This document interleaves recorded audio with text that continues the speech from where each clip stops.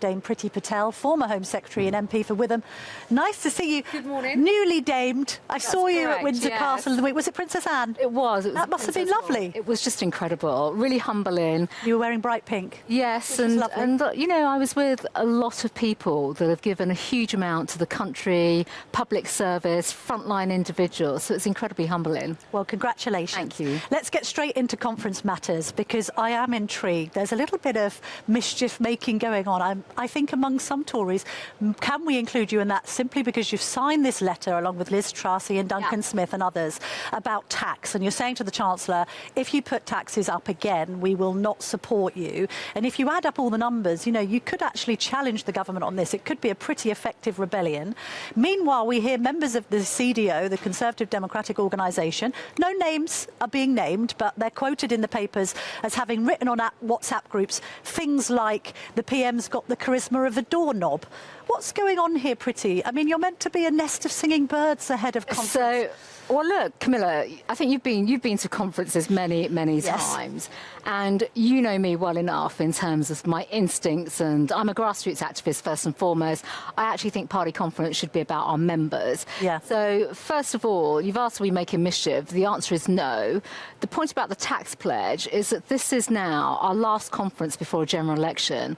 I think it's right, and I think the other thing is actually there's more unity amongst Conservative backbench MPs that we must have a Conservative vision and an ambitious programme and platform to go into the next general election that importantly differentiates from Labour. Well, even Michael Gove is suggesting that there should be tax cuts, but I suppose the economists will be asking, where does the money come from? The government under Boris Johnson and now under Rishi Sunak with furlough and all the rest of it has spent too much money. Well, we know the size of the state has grown far too much, but I also think we have to look at quite a few things actually. One is the overall rate of taxation. There was the IFS report that was published on Friday, and actually it was a very good report. It was a detailed report that showed the share of public spending. The state has grown more than the tax receipts that are coming into government. So what do we cut? Which departments do we cut? Well, every department can take a cut. Do we cut the Home Office? So last year, I'll give you the one example. Last year, before I left the Home Office, I gave the police a pay increase, and that was part funded from backroom, from the actual Home Office budget. Yeah. And I think more of that needs to come. We also need to, there's a lot of work we need to do in government though, Camilla, as well. When you think about the way society is going, we've got a lot of people that are not in work, that are not actually being supported to get into work. I'm a former employment minister, and I was part of the team that brought in universal credit. We brought in big changes to the welfare regime. We need to do more with universal credit. We must give people more support. We've got to make people productive. We've got to help people get back into work. Do you think it's a post-COVID thing, that people are just not willing to go back into the workforce? Are you saying people are lazy? What are you saying? I'm not saying that, but again, if you look at the IFS report, there are some shocking projections in there, even by the OBR, around the number of people going forward by 2028 and in future years, working age, that ends up claiming benefits.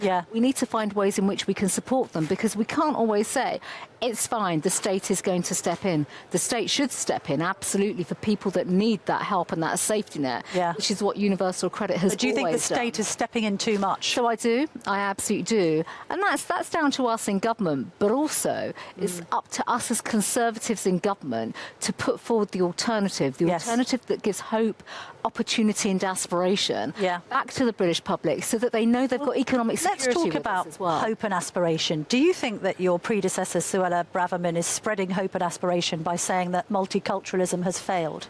So, look, I think first of all, I'm going to just say that, you know, the job of Home Secretary is a very difficult job. I know. Do you think she's doing a good job? Well, she's spoken. She's given a speech this week, and, you know, she's right to speak about a range of issues. But do you agree on that multiculturalism aspect? Because people will say, you've got a lot in common, both of you.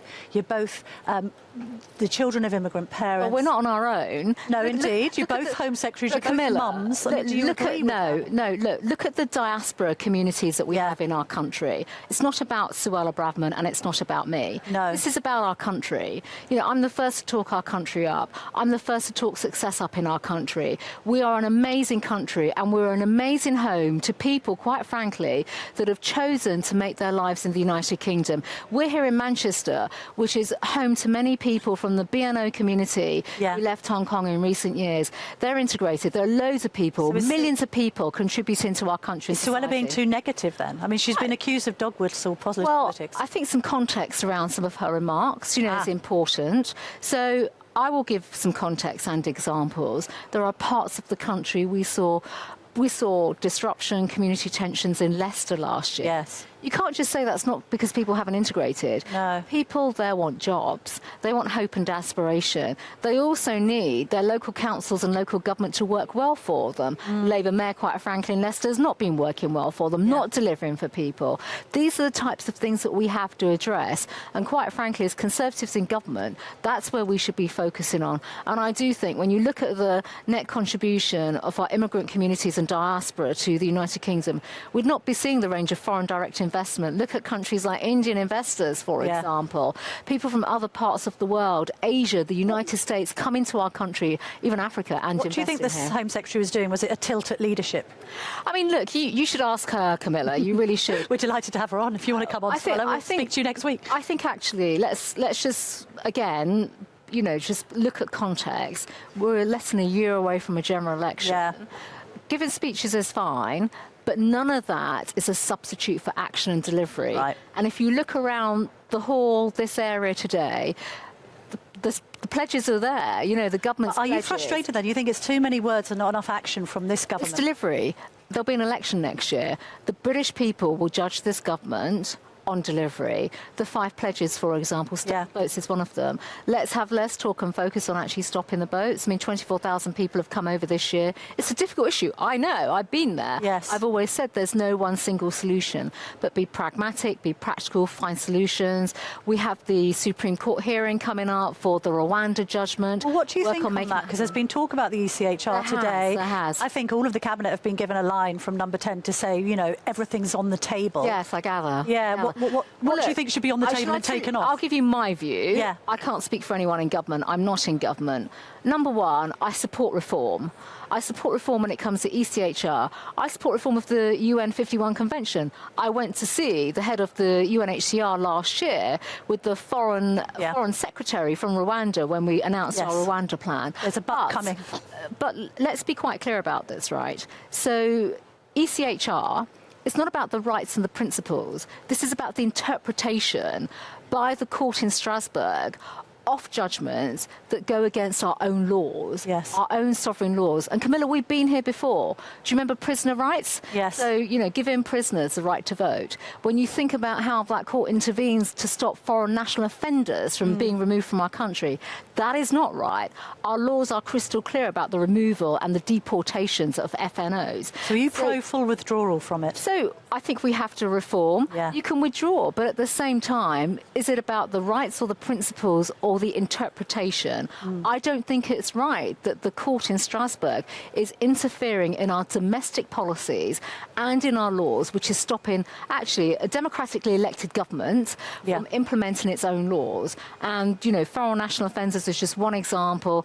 Prisoner votes. David Cameron was very clear about that at the time. Yes. We have been here many times before. On that, the Home Office has decided when it comes to housing people in hotels that they must be in a 3-star hotel or above.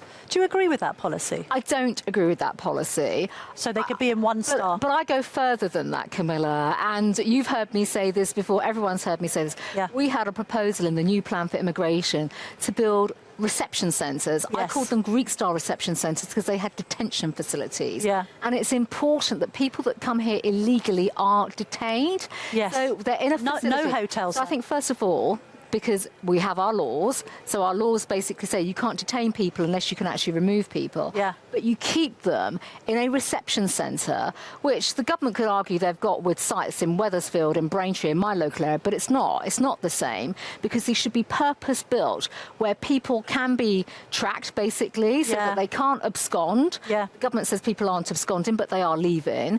We need to know what is happening with people, and then you can process their asylum cases on site, so individuals officials know what is happening. Otherwise, it just becomes a complete So it sounds unknown like you area. think that the Home Office under Suella Braverman's been too soft on these migrants. Well, I don't think I actually don't think the approach is right.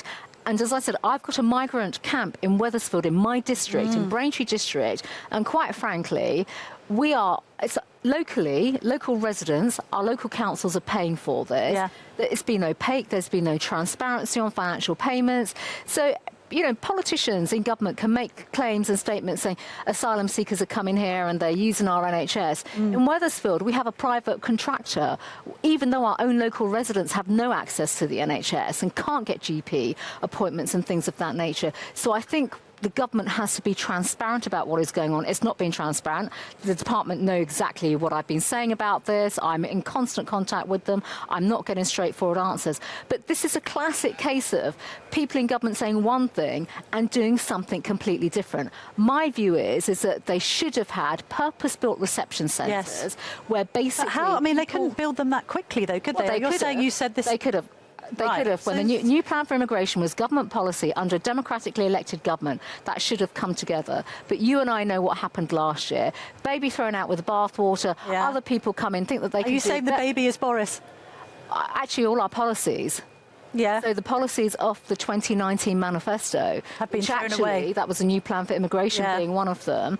Where do you hear people in government now speaking up for some of these big policies? You think that the problem with Rishi and the current cabinet is that they've torn up the Tory party manifesto? No, they've come in with their own interpretation. Yeah. We were elected in 2019 on the people's priorities with very, very clear objectives, and that is the manifesto. But you must like the watering down of the net zero stuff that was in the manifesto and has now slightly been climbed down upon. I've spoken to you about that previously. We cannot just run headlong, particularly now. Inflation was double-digit. It's now come down, thankfully. But also at a time when there's a cost of living crisis, where people, are really struggling. You cannot put more taxes on them, Camilla. Yeah. And this is the point. Net zero agenda was full of cost, greater financial burdens, and more taxes on people. That has to stop. As Conservatives, we're meant to be on the side of hard-working, hard-pressed individuals, businesses and families. And this is effectively where we need to come back to being much more going conservative. quite wrong on a number of different levels. Well, I would like to see a much more bold, ambitious, conservative agenda based on conservative principles, which is letting people keep more of their hard-earned cash. Yeah. I want us to be out there, party of law and order. I've always stood up for that. Actually, well, let's speak about law and order, because I wrote a piece for the Telegraph at the weekend that you retweeted, and it was about Eliane Andam's murder in Croydon, and it really touched me, that girl, and I thought about their family and what they must be going through this week, and it was so senseless and needless. Yes. That girl, with her whole life, like our children who are the same age. There are no words for what has happened. She had her whole life ahead of her, and I thought, what is this? What is this? We've now got children carrying these blades. The proceedings are active on this case, so let's not go into the details of that. But in general, how do we get these blades off the streets and out of teenagers' hands? So there's so much here. There is just so much, and this is the straightforward way forward. I mean, first of all, the loss of that poor girl to her family. Yeah. I mean, that is devastating, incomprehensible. And I've spent too much time myself. I've spent a lot of time with parents that have lost their children, aunts and uncles, that lost their nieces and nephews. I mean, how many children? My goodness. And it's dreadful, absolutely devastating. And we all have to think of her poor mother and her family right now. There are a number of issues here. First of all, how is it that these weapons are being carried? People know my views on stop and search. I made it easier for police to conduct stop and search. I think that absolutely has to happen. Stop and search, in my view, is a very, very humane policy. It helps to save lives. Yeah. It's right that we do more to absolutely get weapons off the street. Should we ban the sale of these weapons to under 18s? So there should be more on that. And there is... all credit to the government, there is work taking place on serious weapons, offensive weapons, a review of the Offensive Weapons Act. When I was Home Secretary, we were moving into that area because we'd obviously done a lot with the police to give them more powers and more resources. But at the end of the day, it's this culture of gangs, and it's this culture where basically young people feel that it's okay to carry weapons. Yeah. There's something else. And also this just lack of valuing of other people's lives. That's the point. And, young people thinking that they can, impose themselves on other people, disregarding, being disrespectful, not being caring or compassionate to others. Is there a degree to which perhaps fatherlessness takes on a role There here, is. breakdown I of think there family is. and community? Of course. I also think the way women and girls are treated. Yeah. You know, there's a lot of that as well, disrespect to girls and women. I've seen some recent information, some data actually from Girl Guiding, where young girls are really very upset and fearful about, you know, their own safety. Violence against women and girls, very big agenda, certainly when I was in government. In fact, 2 years ago, it was at this conference, I announced the review into Sarah Everard's appalling murder as well, you know, and greater action that needed to follow then. And we had a big consultation and lots of work took place. Yes. I would really implore government also to keep on, you know, really pursuing But that. finally, do we think that the police are not just sort of demoralised, but also they've lost some of their authority? So the police have challenges, there's no doubt about that. But I've always believed we should absolutely resource the police and back the police. We have to have their backs. If we don't have the backs of our cops, then quite frankly, it's too easy for everyone else in society, whether it's press and everyone else, just to run them down. Look at them around here. They are incredible individuals, standing out in the pouring Looking after us rain, and policing this pretty. policing us all. Thank you so much for your time this morning. It's been lovely speaking to you at such an extended length as well. Lovely to see you in Manchester.